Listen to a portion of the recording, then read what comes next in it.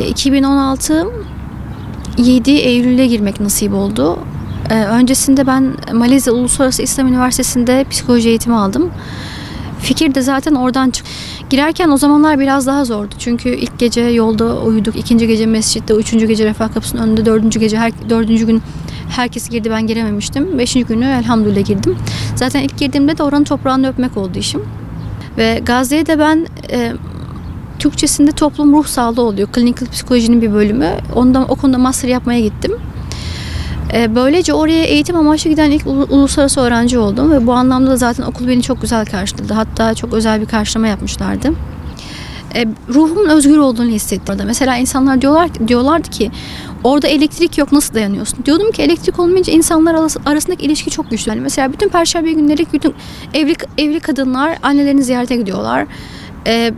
Cuma günleri de erkekler annelerini ziyarete gidiyor ve tatil oluyor, bir bayram havası oluyor. Çoluk çocuk ilişkiler gerçekten çok güçlü. Yani hediyeleşme olayı çok fazla var o insanlarda. Yani o halkın düğünü de çok güzel oluyor. Filistin halkı zaten ölümün de düğünün de hakkını veren insanlar gerçekten. Eğlencenin de hakkını veriyorlar. Bu anlamda hakikaten çok güzel şeylere şahit oldum. Durum böyle olunca da zaten oranın bir parçası gibi kendimi hissettim. Yani hiçbir zaman ben orada yabancıymışım gibi hissetmedim. Siyonist rejimin bir planı var. Psikolojik savaş uyguluyorlar sistematik bir şekilde. Hani burada hayat yok, elektrik yok, su yok. Hiçbir şey yok burada. Burayı bırakın diye.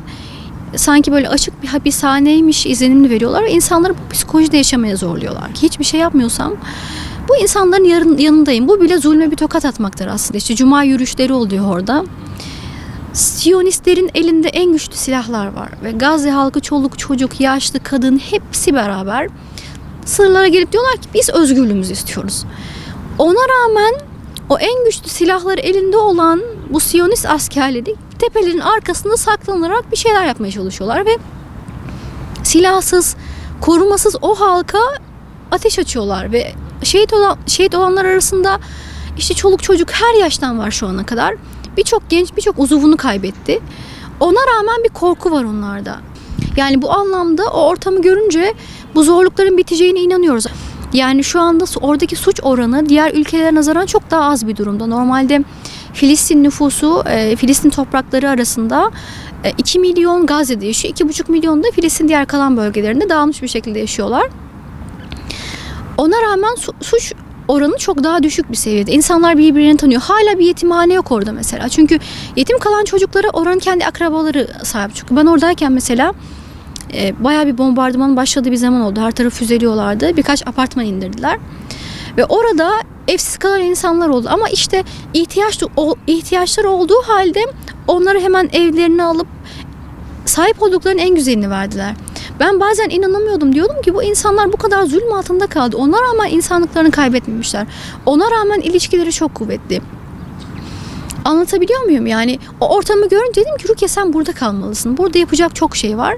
Günlük yaşam şöyle. Orada zaten hükümette çalışanlar var. Orada STK'larda çalışanlar var. Aynı zamanda orada kendi insanı ürettiği bazı şeyler oluyor. Yani insanlar çok çalışıyorlar. Hakikaten çok çalışıyorlar. Ben ömrümde bu kadar çalışan insan görmedim. Sanki milyar dolarlar kazanıyorlar ama karşılığında hiçbir şey yok. Ama çalışmak zorundalar. Çünkü o insanların başka bir alternatifleri yok. Gerçekten de yani 6 saat uyuyorlarsa ben çok uyudum diyorlar. Çok onurlu insanlar. Sabahtan akşama kadar çalışıyorlar. Ve çoğu zaman karşılığında maddi olarak bir şey beklemiyorlar. Ben üniversitedeyken de o kadar çok çalışıyorlar ki öğrenciler. Hiç unutmuyorum, bir arkadaşım hamileydi, 2 çocuğu var. Dışarıda çalışıyor, evde de işini yapıyor. Okulun en başarılı öğrencisi. 95 üstüydü ortalaması. Yani ben inanamıyordum, bir insan nasıl bu kadar çok çalışabilir? Ben normal çok çalışkan bir öğrenci olmadım halde onlarla bir araya gelince direkt adapte oldum o ortama. Onlardan biri olmaya başladım. İlkokulda orada bir hükümetin okulları oluyor. Bir de birkaç tane özel okul var. Bir de UNRWA dediğimiz Birleşmiş Milletler'in okulu oluyor. Bu müfredat Avrupa'daki sistemi oraya getirmeyi istiyorlar. İyi de siz Avrupa'daki koşulları oraya getirmeden Avrupa'daki sistemi getirirseniz bu çocuklar bir çarpazın içine gireceklerdir. Yani ortam gerçekten de işte psikolojik, politik, ekonomi birçok sorunlarla doluyken siz Avrupa'nın rahatını bu çocuklara yaşatırsanız bu çocuklar biraz büyüdüklerinde ilk işleri Ben rahat bir ortam istiyorum diyecekler. Yani kendi davalarının, kendi yaşama amaçlarının çok da farkında olmayacaklar bu çocuklar. Biz mesela burada master yapan öğrencilerimiz, tabii ki onları anlıyorum. Kesinlikle yargılamıyorum ama çocuk 3 sene olmuş, 4 sene olmuş anca master'ını bitirebiliyor. Neden? Burada çok da rahat bir ortam var. İşte görünüşe dışarıdan bakarsak her şey elin altında. Orada çok farklı bir şey var. Orada siz sürekli yeni bir şeyler yapıyorsunuz. Yani yeni bir şeyler ortaya çıkarıyorsunuz. Hem batıdaki teorileri ele alıyorsunuz, hem de bu konuda İslam ne diyor, bu konuda Kur'an, sünnet ne diyor, onları ele alıyorsunuz. Ortaya muhteşem bir şey çıkıyor. Ortaya insanlığın faydalanabileceği bir şey çıkıyor. Bu anlamda ben eğitimi gerçekten çok beğendim ve zaten Gazze'deki eğitim İngilizce ve Arapça, bazı konularda Arapça ağırlıklı, bazı bölümlerde, bazılarının İngilizce ağırlıklı. O anlamda uluslararası bir üniversite olmaya çok da yatkın. Yani oradaki gerçekten eğitim kaliteli ve birçok üniversiteyle bağlantısı var. Birçok üniversiteyle senin bağlantın varsa demek ki senin kaliten aslında yani açık bir hale gelmiş. Ama olay ne? Oradan öğrenci dışarı çıkıyor, oraya öğrenci göndermiyorlar. Peki niye göndermiyorsunuz? İşte yok, ölüm olayı var. Ama şöyle bir hakikat var, yani biz Müslümanlar şunu iman ettik. Lokman suresinde Allah diyor ki kişi nerede öleceğini bilemez diyor. Yani eğer ben gidip Gazze'de öleceksem hangi Allah'ın kulu bunun önüne geçebilir? Hiç kimse. Ya biz buna iman etmişken öleceğiz korkusuyla yerimizden kıpırdamamak insanlığımıza, inancımıza doğru olmayan, yakışmayan bir durum. Bu yüzden ben gelirken dediler ki Türkiye halkına söyleyin, biz onları çok seviyoruz. Ve bizi sadece bomba varken hatırlamasınlar. Yani biz dilenci değiliz. Çünkü bugün elhamdülillah durumumuz var ve gönderiyoruz. Yarın ne hale geleceğiz bilemiyoruz. Bizim insanlara tabiri yerindeyse balık vermeyi değil de balık tutmayı öğretmemiz gerekiyor. O insanlar çok zeki insanlar, gerçekten de çok çalışkan insanlar. Çok da güzel projeleri var. O projelerin arkasında duran insanlara ihtiyacı var. Böyle projelere ihtiyaç var.